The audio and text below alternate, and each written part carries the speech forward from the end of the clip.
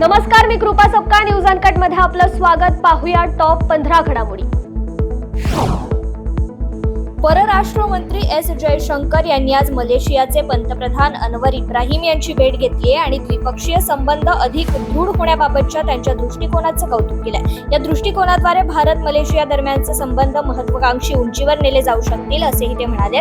3 देशांच्या दौऱ्याच्या तिसऱ्या आणि अखेरच्या टप्प्यात ते मलेशियामध्ये आले होते. या दौऱ्यादरम्यान पहिल्यांदा ते सिंगापूर आणि फिलिपाईन्सला गेले होते. देशात सध्या निवडणुकीची रणधुमाळी सुरू आहे. लोकसभा निवडणुकीच्या तारखा जाहीर झाल्यात. अशातच केंद्र सरकारने मोठी जबाबदारी महाराष्ट्रातील एका अधिकाऱ्याला दिली. 1990च्या बॅचचे महाराष्ट्र केडरचे धडाकेबाज IPS अधिकारी सदानंद वसंत दाते यांच्या खांद्यावर आता केंद्रीय तपास संस्थाची धुरा देण्यात आली आहे. सदानंद दाते यांच्यासह आणखी 2 IPS अधिकाऱ्यांच्या वेगवेगळ्या तपास यंत्रणात नियुक्त करण्याचे आदेश सरकारने जारी केलेत. महाराष्ट्र दहशतवाद विरोधी पथकाचे प्रमुख सदानंद वसंत दाते यांची राष्ट्रीय तपास संस्थेच्या महासंचालकपदी नियुक्ती करण्यात आली आहे. नवं आर्थिक वर्ष सुरू होत आहे. 1 एप्रिल पासून अनेक बँका नवे नियम लागू करणार आहेत. स्टेट बँक ऑफ इंडियानेही नियमात बदल केलाय. त्यामुळे आता ग्राहकांना मोठा फटका बसणार आहे. SBIने आपल्या विविध डेबिट कार्डांसाठी सर्व्हिस चार्जेस वाढवण्याचा निर्णय घेतलाय. हा नियम पुढील आठवड्यापासून लागू करण्यात येणार आहे. SBIच्या माहितीनुसार विविध डेबिट कार्डच्या बाबतीत वार्षिक सर्व्हिस चार्जेस 75 रुपयांपर्यंत वाढवले आहेत. डेबिट कार्डचे नवीन चार्जेस 1 एप्रिल 2024 पासून लागू होतील. ब्रिटन सरकारने हिंदूच्या मागणीनंतर देशातील मंदिरांच्या सुरक्षेसाठी 50 कोटी रुपयांची तरतूद करण्याचा निर्णय घेतलाय. ब्रिटनमध्ये 400हून अधिक हिंदू मंदिरे आहेत. सरकारने दिलेल्या निधीतून या मंदिरांमध्ये CCTV कॅमेरे बसवले जातील. तसेच मंदिरांवरील आक्रमणांच्या प्रकरणांना कसे सामोरे जावे याचे प्रशिक्षण पोलिसांना देण्यासाठी हा पैसा खर्च केला जाणार आहे. कथित मद्य धोरण घोटाळा प्रकरणी सध्या कोठडीत असलेले दिल्लीचे मुख्यमंत्री आणि आम आदमी पक्षाचे प्रमुख नेते अरविंद केजरीवाल यांना हायकोर्टाने दिलासा दिलाय. तुरुंगातून केजरीवाल यांना दिल्लीचे सरकार चालवता येणार नाही अशी याचिका दाखल करण्यात आली होती. ही याचिका न्यायालयाने फेटाळून लावली आहे. असं कोणतंही घटनात्मक बंधन नाही की केजरीवाल या पदावर राहू शकत नाहीत असं न्यायालयाने म्हटलंय. कार्यपालिकेशी संबंधित हा प्रश्न असून न्यायालयाची यात कोणतीही भूमिका नाही. दिल्लीच्या राज्यपालांकडे हे प्रकरण आहे आणि तेच या प्रकरणाची सर्व माहिती राष्ट्रपतींना देतील असंही न्यायालयाने म्हटलंय. मुख्य प्रभारी न्यायमूर्ती मनमोहन यांच्या अध्यक्षतेखालील खंडपीठासमोर या याचिकेवर सुनावणी पार पडली. अमेरिकेच्या परराष्ट्र मंत्रालयाचे प्रवक्ते मॅथ्यू मिलर यांना अरविंद केजरीवाल यांच्या अटकेवर अमेरिकेचे काय मत आहे असे विचारले असता त्यांनी हे उत्तर दिलंय. अमेरिका या प्रकरणावर गांभीर्याने लक्ष ठेवून आहे. मनी लॉन्ड्रिंग प्रकरणात मुख्यमंत्री अरविंद केजरीवाल यांना ईडीने अटक केल्याच्या प्रकरणात हस्तक्षेप करण्यास दिल्ली उच्च न्यायालयाने नकार दिला. अबकारी धोरण घोटाळ्याशी संबंधित मनी लॉन्ड्रिंग प्रकरणात मुख्यमंत्री अरविंद केजरीवाल यांना अटक झाल्याची बातमी देशभर आणि जगभर चर्चेत आहे. त्याचबरोबर अमेरिकेतही या प्रकरणात हस्तक्षेप करत आहे. नुकतेच अमेरिकेने मुख्यमंत्र्यांच्या अटकेबाबत वक्तव्य केलं. केजरीवाल यांच्या अटकेवर आम्ही बारकाईने लक्ष ठेवून आहोत असंही अमेरिकेने म्हटलं होतं.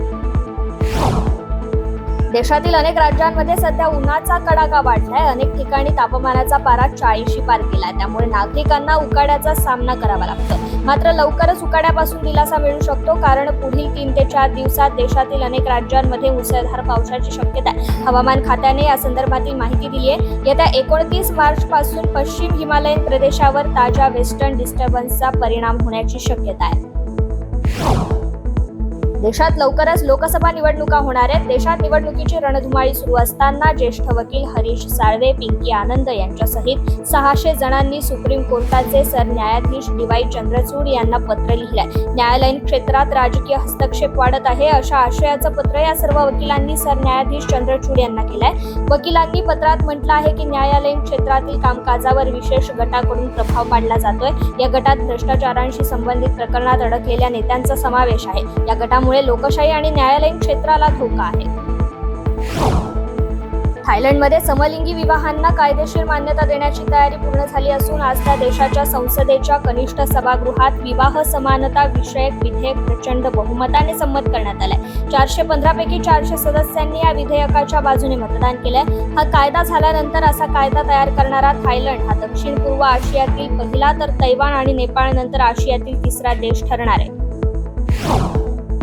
तामिळनाडूत अनेक मोठे मंदिरे आहेत. या मंदिरात अनेक वर्षांपासूनच्या परंपरा पूर्वापार चालतात. विल्लुपुरम जिल्ह्यात असलेल्या भगवान मुरुगनच्या मंदिरात देखील अशीच एक परंपरा आहे. भगवान मुरुगनचे दर्शन घेण्यासाठी मोठ्या प्रमाणात भाविक या ठिकाणी येत असतात. विशेषतः वार्षिक पांगुनी उत्तरम उत्सवादरम्यान येथे मोठ्या प्रमाणात भाविक येत असतात. या ठिकाणी असणाऱ्या पवित्र भाल्याला भाविक लिंबू अर्पण करतात. याच लिंबामुळे हे मंदिर पुन्हा चर्चेत आले. देवाला अर्पण करण्यात आलेल्या या लिंबाचे लिलाव करण्यात आले असून 9 लिंबू हे 2,36,000 भाविकांनी खरेदी केलेत. मालाड पूर्व येथील दफ्तरी रोडवर असलेल्या 8 मजली व्यावसायिक इमारतीला आग लागली. आगीची माहिती मिळताच अग्निशमन दलाच्या 8 गाड्या घटनास्थळी दाखल झाल्या. आगीचे नेमके कारण अद्याप समजू शकलेलं नाहीये. आतापर्यंत कोणतीही जीवितहानी किंवा जखमी झाल्याचं वृत्त नाहीये. इमारतीच्या 5व्या मजल्यावरील गारमेंटच्या दुकानाला ही आग लागल्याचं सांगितलं जात आहे. दिल्ली विमानतळावर एक धक्कादायक घटना उघडकीस आली आहे. कॅप्टन पदासाठी एक वैमानिक विमान उडवत होता, मात्र विमान उड्डाण करण्यापूर्वी या वैमानिकाने मद्यप्राशन केलं. यामुळे केबिन क्रूची चांगलीच धावपळ उडाली. विमान दिल्ली विमानतळावर उतरताच वैमानिकाला अटक करण्यात आली आहे. तसेच या वैमानिकावर एअर इंडियाने कठोर कारवाई करत त्याला निलंबित केलंय. वैमानिक नवीन कॅप्टनसाठी प्रशिक्षण विमान उडवत होता. देशांतर्गत उड्डाणे चालवणारे पायलट आणि केबिन क्रू यांना उड्डाण करण्यापूर्वी BA चाचणी देणे आवश्यक आहे. ही चाचणी देत असताना चक्क वैमानिकाने दारू पिऊन विमान उडवलं. मॉस्को येथील क्रोकस सिटी हॉल येथे झालेल्या आक्रमणामागे अमेरिका, ब्रिटन आणि युक्रेन यांचा हात आहे, असा दावा रशियाच्या फेडरल सिक्युरिटी सर्व्हिसचे प्रमुख अलेक्झांडर बोर्टनिकोव्ह यांनी केलाय. बोर्टनिकोव्ह यांनी मॉस्को येथे एका बैठकीत बोलताना सांगितलंय की त्यांनी त्यांच्याकडे असलेल्या तथ्यात्मक माहितीच्या आधारे हे विधान केलंय. इस्रायल आणि हमास यांच्यातील युद्ध संपण्याचं नाव घेत नाहीये. 23 लाख लोकसंख्या असलेल्या गाझात अन्नाचे संकट उभं राहिलंय. UN म्हणण्यानुसार गाझाची 22 लाखांहून अधिक लोकसंख्या उपासमारीच्या वाटेवर आहे. उत्तर गाझामधील बीट लाहिया येथे विमानातून खाली पडलेले अन्नपदार्थ मिळवण्यासाठी धावलेल्या 18 लोकांचा मृत्यू झाला. यातील 12 जण हे समुद्रात बुडाले तर 6 जणांचा धावपळीत मृत्यू झालाय.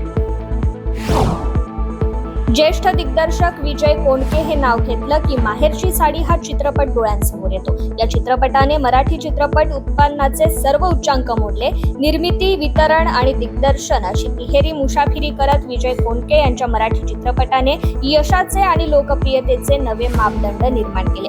1991 मध्ये प्रदर्शित झालेल्या माहेरची साडी चित्रपटाच्या यशानंतर निर्माता दिग्दर्शक विजय कोंडके यांनी 74 वर्षांनंतर पुन्हा एकदा नव्या मराठी चित्रपटाची घोषणा केली आहे. विजय कोंडके यांची निर्मिती, दिग्दर्शन असलेला लेक असावी तर अशी हा मराठी चित्रपट येत्या 26 एप्रिलला आपल्या भेटीला येतोय.